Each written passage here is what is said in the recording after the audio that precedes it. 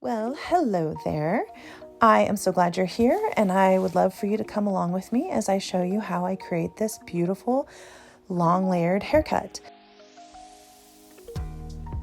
I have some beautiful face framing that starts right about her low cheekbone corner of her mouth, goes all the way down, face framing all the way down, and then the layers go softly all the way to the back. Everything below the occipital bone is left out so that I can keep her length as full as possible while still making her feel like she has beautiful, full layers and a completely different look than what she walked in with. So if you want to see how I created the face framing, the layers actually got cut off from the video because her hair is so long. So you'll be able to see the face framing, how I texture the face framing, as well as how I style and curl it. So I'm so excited to show you.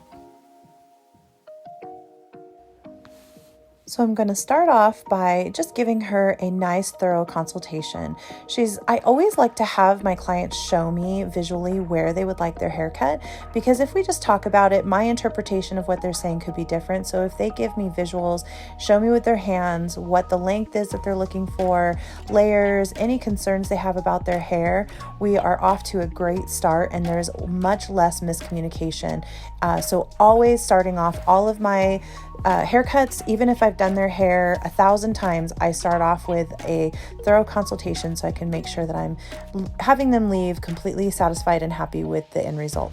So now I'm explaining to her exactly how the process is going to work, that I'm going to give her a scalp massage first, then take her over the shampoo bowl, and then we'll come back to the chair and do her haircut. I'll dry it and then finish the rest of it dry. I always like to just kind of give them an idea of what this is going to look like, especially if it's their first time into the salon. I just want them to be prepared for all the different steps. Now I'm going to take a little bit of oil and I'm going to do a nice relaxing scalp massage. And as we were talking, she mentioned that she's been feeling like her scalp is a little dry. So after the scalp massage, I showed her a technique called scientific brushing. So you'll see that I recorded the whole thing.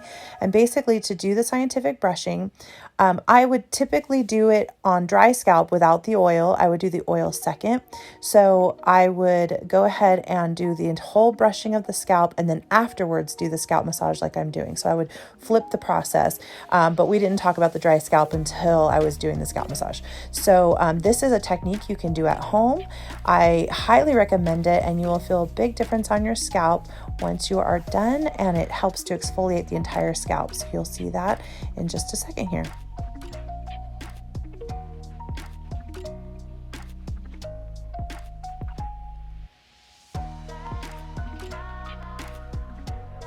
Okay, so I'm using a styling brush, a bristled styling brush, taking little sections, and you can see that I take the brush and I just comb along her scalp, or brush along her scalp, and I take another section.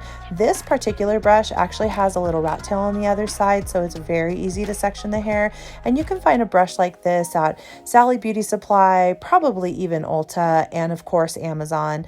I will see if I can link one into the description box below so you can see what I'm talking about, but you're just going to take section by section and brush the scalp really well.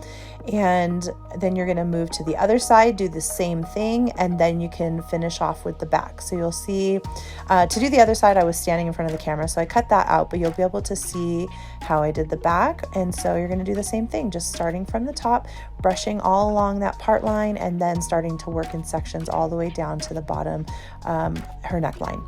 So little sections one by one, and brushing the scalp. So not so much the hair, we're brushing the scalp. So this is going to stimulate blood flow to the scalp.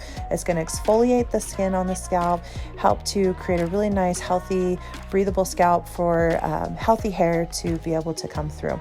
So if you are dealing with dry skin, especially during the winter time, definitely give this technique a try. Or if you have someone in your family that would be willing to do it for you, I always suggest, pop in a movie, you sit on the floor, someone sit behind you on a couch, and they can do this for you.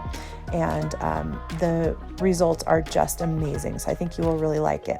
The oil that I used for this particular massage is a marula oil, and marula oil is wonderful for the scalp. It's a very lightweight oil. You can also use a jojoba oil. That one works great as well. What you don't want to use is a coconut or an olive oil or something like that. Those are way too heavy, and the amount that you have to shampoo to get the oil out of the scalp, it defeats the purpose and you end up feeling drier afterwards. Okay, so we did a nice relaxing shampoo, and now we're back at the chair. I'm going to go ahead and spray her hair down with a detangling mist that's also a heat protectant, and go ahead and brush her hair out. So this brush is a brush that if you hold it sideways, it gives it some tension to the hair so you can actually blow dry with it. And if you hold it vertically, it will help detangle. And most brushes are like that. If you hold them vertically and you look at the bristles, they all line up. So if you hold the brush in a way that they all line up, you're going to have a much easier time detangling. Her hair isn't super tangly, but you can see as I get to the bottom that I switch the angle that I'm holding the brush. So I have it sideways. And then as I get to the bottom, you'll see me holding it vertically, and that's going to help detangle those ends really easily. If her hair was much more tangly, I would actually start from the ends and work my way up. Her hair was not very tangly for me, so I was able to work through it pretty easily. But otherwise, if you're finding you have a lot of knots in the hair, work from the bottom, detangle, and then work your way up to the scalp. All right, so now I am parting it down the middle. In the consultation, we talked about where we're going to part the hair, and that is definitely something that you want to discuss, because the last thing you want to do is cut an entire haircut to a middle part or a side part that they don't part to, and then you're having to do some corrective work. So we established that in the beginning, and then I'm going to go ahead and do the length. So before you get started, make sure that you pull the cape out over the chair so you don't have hair going into their back area. That's much more comfortable to have the chair just covering, so all the hair just goes to the floor. And then I'm going to tip her slightly forward, just like that, just to release that hair at the nape. And I'm going to start in the middle. We talked about taking about 4 inches off, and I'm going to work a little bit to the left, and then I'll go back and I'll work a little bit to the right, and just kind of going back and forth and creating a really nice straight line. When I go back and forth like this, it's almost like sketching a straight line. So you're just doing little bits at a time.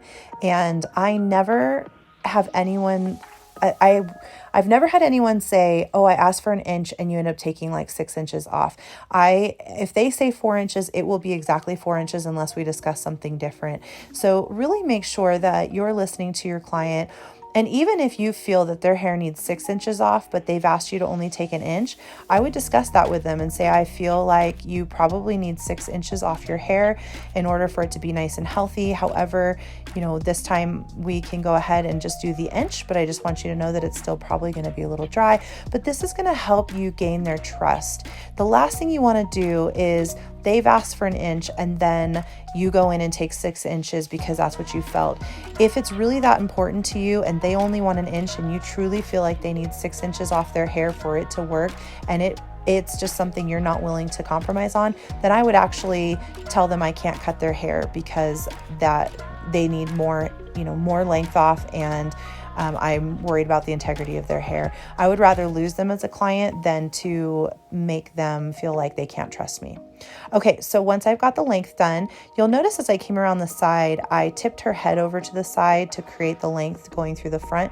This helped pull the hair over her shoulder and makes the hair nice and even all the way through, but you have a couple different ways that you can cut the length. You can also turn their head to the side to cut the length through the sides, or turn and cut it along their back, or cut along the front. So now I have her layers parted out to do her face framing, and I'm just measuring it because her hair is so long. One side is much shorter than the other side just from breaking. So I'm talk to her about that. I'm evening it up first, and then you can see I'm kind of making sure that I have my sectioning even before I assume that her hair is broken. And you can see that the right side is a little longer, so I just talked to her about it, and she was fine with me taking that a little shorter, and I told her I would blend it with the length. So now we're going to establish where that face framing is going to start around her face. And remember, you always want to go at least an inch longer than where they asked for it to be, because when that hair travels to the side, it's going to be about an inch shorter. So if she said she wants that to start at the corner of her mouth, I want to cut that initial length closer to her chin so that once I style it, it will be at the corner of her mouth. So always remember that. Just because she said corner of mouth does not mean that you start those layers when you cut them at the corner of the mouth. Otherwise, that will be an inch shorter once you go to style it. Okay, so I'm just taking this and framing all the way down. And the key to making beautiful face framing that lays nicely on either side is to keep your elevation and the angle of your shears the same on both sides. So that is why I'm coming over the back of her shoulder. And there's other ways that you can do this to create the same elevation. I can make a video of that if that's something you're interested in. But the key is to make sure that the elevation is the same. I'm not holding this side way higher than the other side. I'm combing it down at the same elevation, and my scissors are at the same angle on either side, and that's going to give you really beautiful, consistent face framing. So once I have that done, I go back and make sure that it's even again. After that, I did all of the layers, which got cut off by basically because her hair was longer than the frame of the camera. So I apologize about that, but the face framing is a great technique. So I'm glad you got to see that. And now I'm going to go ahead and dry it. So I love to dry the hair about 75 to 85% before I go in with the round brush. This is going to save your wrist. It's going to save you a lot of time. And the key to making sure that you don't have to spend a lot of extra time round brushing is to make sure that you're always pointing that air towards her ends. If you do that as you're working, the air is always going down the hair strand towards her ends. You're going to get rid of a lot of frizz as you're drying.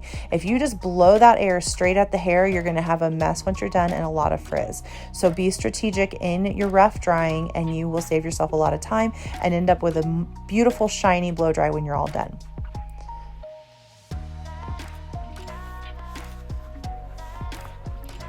Okay, so once I have it about 85% dry, I'm going to go ahead and start doing a little bit of a drying around her face. I just want to make sure that that's got a nice movement to it, and that I kind of basically tell the hair what to do around the face. And then once I've done that and it's mostly dry around the face, I'm going to go back in and start working from the back of the hair up to the top in U-shaped sections.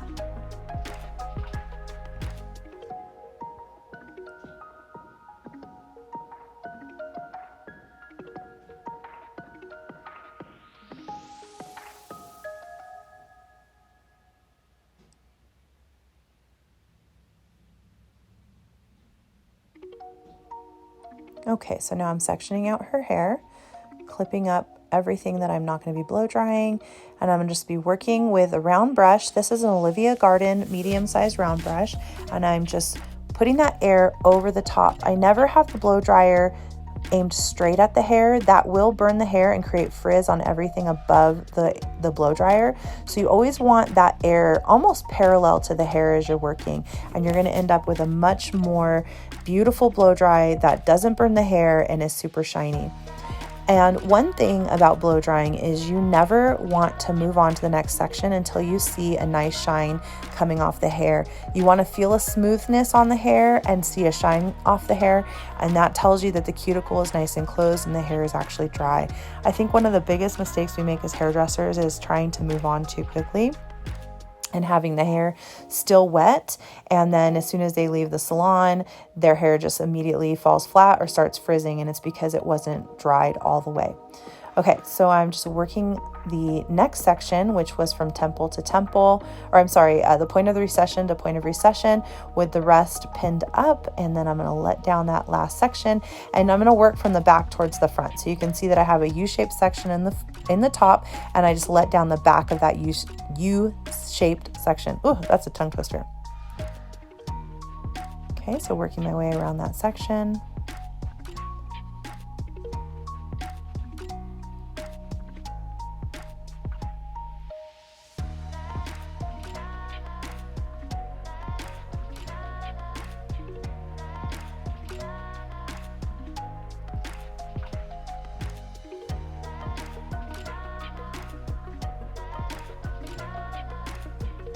So you can see how beautiful the layers are.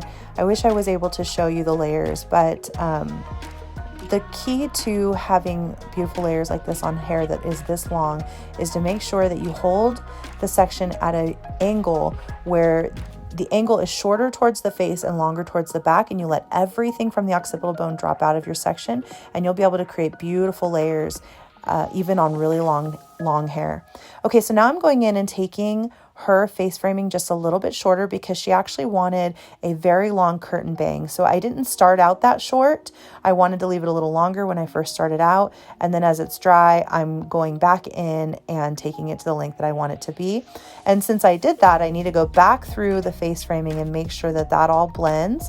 And that because I cut the face framing a little shorter and had to even up that front piece, I need to also pull forward her length and make sure that that's blending all the way down. So without cutting too much into her length. So you can see that the hair is not elevated and the angle of my scissor is really consistent. And now I'm going to come on the other side and do the same thing. I'm not elevating the hair as much as possible, holding that nice and close towards her body, and then same angle on the scissor all the way down. And as long as you've held the hair in the right angle, you can bring it up like that to make it easier on your back. I have her pretty low and I'm bending over just so that I could try to stay in the frame. Definitely you don't want to do too much work where you're bending over like that. But for a few seconds, it's not going to be a big issue. And again, there are other ways to do this and create a nice, beautiful face framing without having to bend over her shoulder. What I never do is cut long to short, so I don't ever come in front and cut from her length up to her face framing. Now I'm pulling these pieces forward and I'm creating some short texture on the underside of them. And this is because if we remember, one of the basic rules in hair cutting is that shorter hair pushes longer hair. So if she tells me she wants a curtain bang that's going to sweep away from her face, then I want to pull it forward and give her a little bit of texture right there in the front. And that's going to help those pieces sweep away really beautifully away from her face when she goes to style it. So my whole goal with this is just to make sure it's really easy for her to go home and style herself and that she doesn't have to work really hard to get these pieces to lay nicely. So you can see when I run my hands through it, I'm checking to see if it lays and kind of flows back away from her face well. And there it goes. I can see that it's doing what I want it to do, and I'm going to move on to the other side.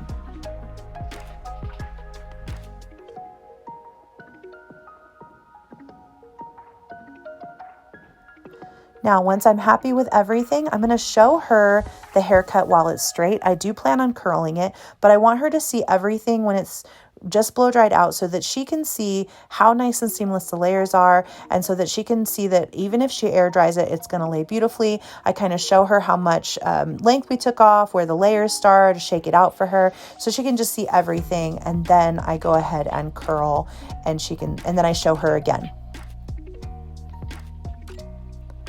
So to curl it, I'm going to take temple to temple and pin up the rest. And I'm just creating some beachy waves with my 1 1/4 inch curling iron. And to create the beachy waves, I go ahead and roll up and then I untwist the section down. So that first one went away from the face. Now this one goes towards the face. And then I work back and forth, away, towards. And that's going to give it just a nice, soft, beachy look to it. And it just comes out so beautiful with this, especially with this long hair.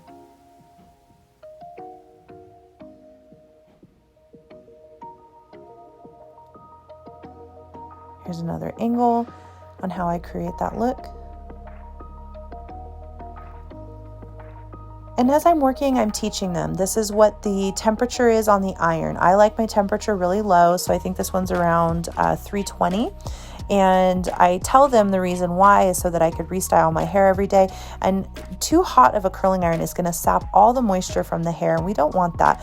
We want them to have beautiful, healthy hair. And if they're putting too much heat on their hair with a curling iron, they're going to basically, moisture is going to leave the hair first and then protein. And so we don't want them to get to the point where even they're sapping that much moisture. So if they keep it on a lower temp, it's going to be easier to restyle the next day, and it's also going to save the integrity of their hair. So I'm just kind of teaching as I'm going, showing them what I do, because my goal is that they can go home and totally recreate this look themselves at home and just be able to feel beautiful every day. I never want them to come into the salon and feel like, oh, it only looks like this when I'm in the salon.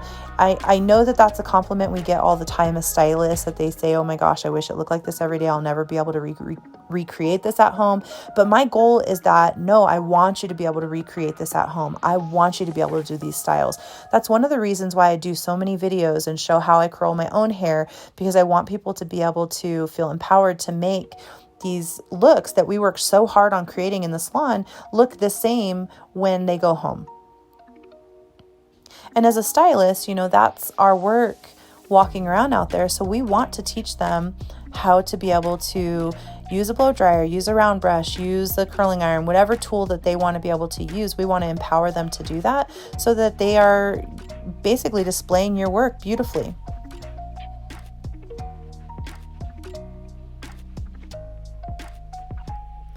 Now working my way around to the other side, I'm going to curl that towards her face. And then that last section, I'm going to curl away from her face.